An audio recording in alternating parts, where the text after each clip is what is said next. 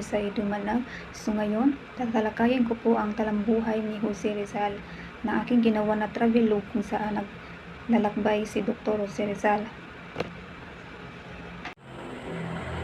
So ito nga pala ang aking ginawa na travelog.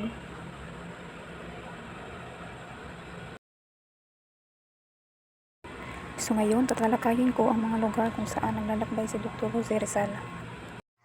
Ito yung Philippines, Japan,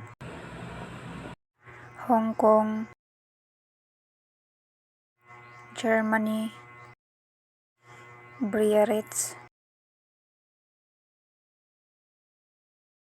Spain, France, at Paris. So ngayon, sisimulan ko na po sa mga lugar kung saan naglalakbay si Dr. Jose Rizal.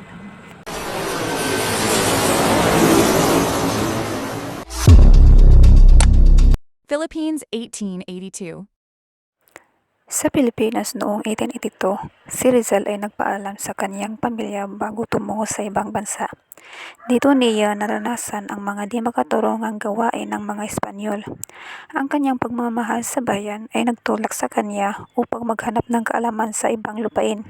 Ito ang simula ng kanyang paglalakbay tungo sa paglaya ng Pilipinas. Spain 1882.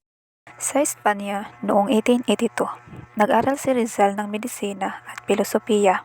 Dito niya nakilala ang iba pang mga Pilipinong estudyante na may parehong layunin. Sama-sama silang nagtrabaho upang isulong ang reforma sa Pilipinas. Ang Espanya ay naging sentro ng kanilang mga aktibidad para sa pagbabago. France 1883. Sa France noong 1883, si Rizal ay nagbakasyon at nagmasid sa kultura ng Europa. Dito siya ay nakakuha ng inspirasyon para sa kanyang mga susunod na proyekto. Ang kanyang pagbisita sa France ay nagpalawak ng kanyang pananaw sa mundo.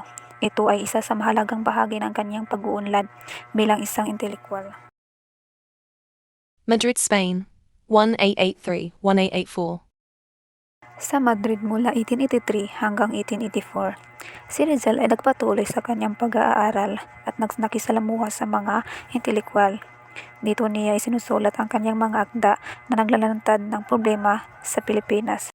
Ang Madrid ang kanyang naging lugar kung saan siya ay nagkaroon ng malalim na pag-uunawa sa lipunan. Ito ay isa sa mahalagang yugto sa kanyang buhay. Germany 1886-1887. Sa Alemanya mula 1886 hanggang 1887, si Rizal ay nag-aaral ng optometriya. Dito niya nakilala si Dr. Becker, isang kilalang optometrist. Sa Germany rin niya natapos ang paglimbag ng Noleme Tangere. Ang Alemanya ay nagbigay sa kanya ng mga bagong kasanayan at kaalaman. Manila, Philippines, Agosto 8, 1887. And Kanyang Pag-uwi sa Calamba, Laguna. Sa Maynila noong 1887, bumalik si Rizal upang maglingkod sa kanyang mga kapababayan. Dito niya ipinagpatuloy ang kanyang mga proyekto para sa pag-unlad ng lipunan.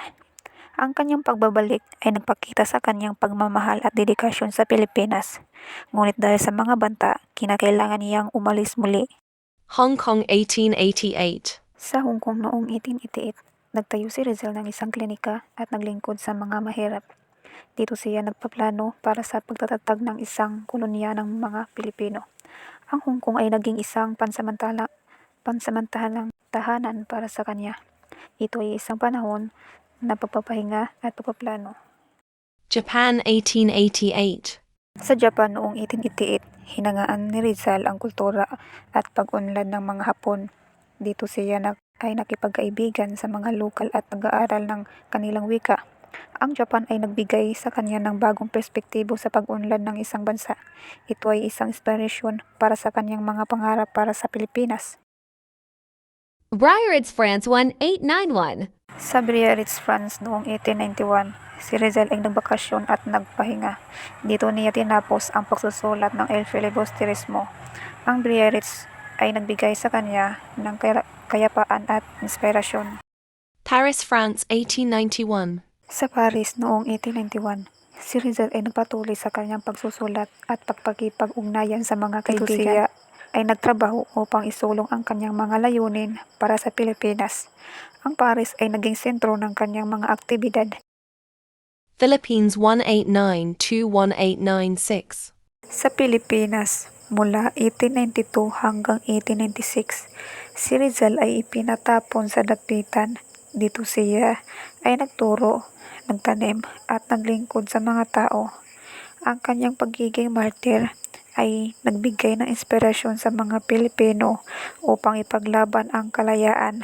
Ito ang huling yugto ng kanyang paglalakbay at ang kanyang pamana ay manatili magpakailanman.